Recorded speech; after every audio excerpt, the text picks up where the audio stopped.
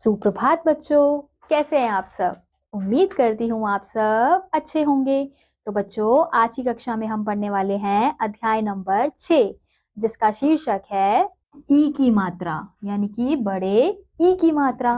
तो सबसे पहले हमने क्या पढ़ा था उस अध्याय में? पहले अध्याय में हमने पढ़ा था ई यानी छोटी ई की मात्रा। तो हम क्या पढ़ रहे हैं? ई की मात्रा यानी बड़े ई की मात्रा। तो जब बड़े ई की मात्रा किसी भी व्यंजन के साथ लगाई जाती है तो उसका उच्चारण किस प्रकार से होता है?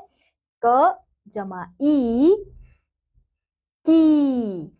ऐसे ही म जमा ई नी।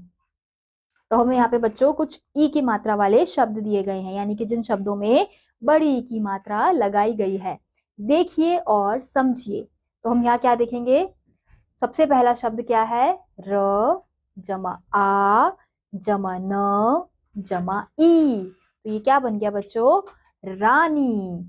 तो हम यहाँ देख सकते हैं चित्र में भी हमें किसका चित्र दिया गया है? रानी का चित्र दिया गया है, यानी एक क्वीन का चित्र दिया गया है।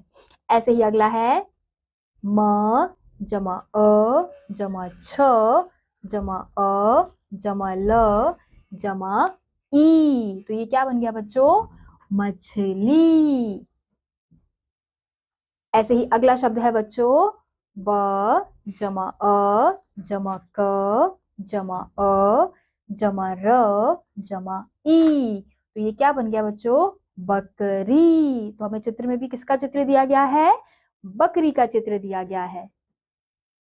ऐसे ही अगला शब्द है बच्चों म जमा अ जमा ट जमा अ जमा क जमा ई। तो ये क्या बन गया बच्चों?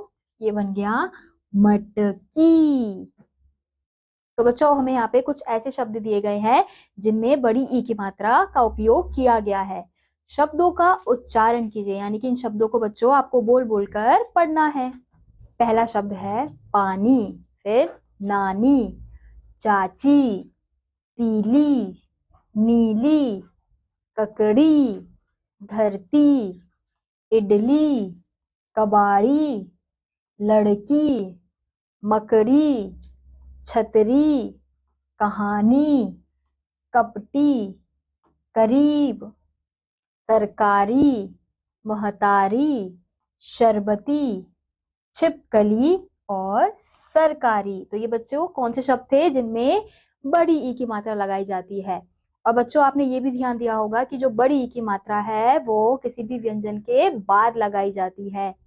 जैसे कि यहाँ पे हम देख सकते हैं हर व्यंजन के बाद में ई की मात्रा लगाई जा रही है, और छोटी ई की मात्रा कब लगाई जाती है? हर व्यंजन से पहले लगाई जाती है। हम यहाँ देख सकते हैं, और इसका उच्चारण किस प्रकार से होता है? जिस प्रकार से हम बड़ी ई का उच्चारण करते हैं, जैसे ई। तो अगर किसी भी व्यंजन के साथ बड़ी ई की मात्रा लगाई जाती है तो उसका उच्चारण वैसे ही होगा जैसे हम बड़ी ई का उच्चारण करते हैं, जैसे धरती, की, मी। तो इसी प्रकार से बड़ी ई का उच्चारण होगा। तो बच्चों, इसी के साथ आज का यह अध्याय यहीं समाप्त होता है। उम्मीद करती हूँ आपको यह अध्याय समझ आया होगा। मैं आपसे मिलूंगी अगली कक्षा में, तब तक के लिए नमस्कार।